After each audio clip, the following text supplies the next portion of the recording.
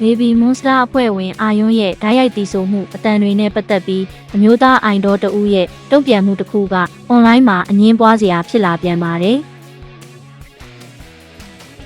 နိုဝင်ဘာလ28ရက်နဲ့29ရက်နေ့တွေမှာကျင်းပခဲ့တဲ့2025မာမာအဝတ်မှာအဖွဲ့ပေါင်းများစွာကဖျော်ဖြေခဲ့ကြပါတယ်။ Baby Monster ဟာလည်းသူတို့ရဲ့ကိုယ်ပိုင်ပြီးပြည့်စုံတဲ့စီမြင့်ဖျော်ဖြေမှုအပြင်၃ယောက်တွဲဖျော်ဖြေမှုတွေပါဝင်ခဲ့ပါတယ်။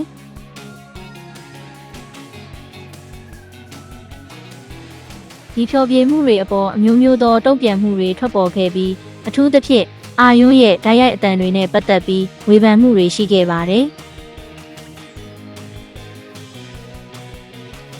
အင်တာနက်အသုံးပြုသူတွေရဲ့တုံ့ပြန်မှုတွေထဲမှာ Cortex James ရဲ့အဖွဲ့ရဲ့ဖျော်ဖြေမှုအတွင်းတုံ့ပြန်မှုကနာမည်ကြီးသွားခဲ့တာပါ။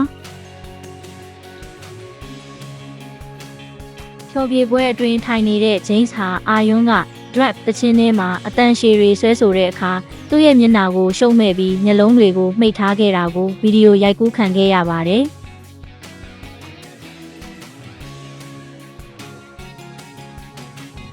ဒီနာမည်ကြီးနေတဲ့ဗီဒီယိုဟာအမျိုးသားအိုင်ဒေါ်တွေနဲ့အမျိုးသမီးအိုင်ဒေါ်တွေကိုအင်တာနက်အသုံးပြုသူတွေဘယ်လိုတုံ့ပြန်ကြသလဲဆိုတဲ့အငင်းပွားမှုကိုဖြစ်ပေါ်စေခဲ့ပါတယ်။မူလတင်သူကဂျိမ်းစီရဲ့တုံ့ပြန်မှုကိုအမျိုးသမီးနုပညာရှင်တဦးကလုပ်ခဲ့မယ်ဆိုရင်မုန်းတီးမှုတွေနဲ့ကြုံတွေ့ရလိမ့်မယ်လို့စောရကတက်ခဲ့ပါတယ်။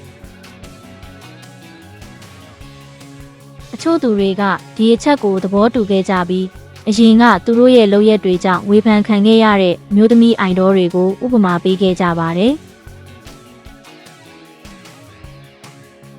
တခြားသူတွေကတော့ဒီကိစ္စမှာကြားမကိစ္စမဆိုင်ဘူးလို့ခံစားခဲ့ရပြီးသူ့ရဲ့တုံ့ပြန်မှုအပေါ်တုံ့ပြန်ပုံကပဲအမှုပညာရှင်တွေပွဲလန်းသဘင်တွေမှာဘာမှမရမှမပြရဲတော့တဲ့အကြောင်းရင်းဖြစ်တယ်လို့ပြောဆိုခဲ့ကြပါတယ်။ကြည့်ရှုပေးခဲ့တဲ့အတွက်ကျေးဇူးတင်ပါတယ်။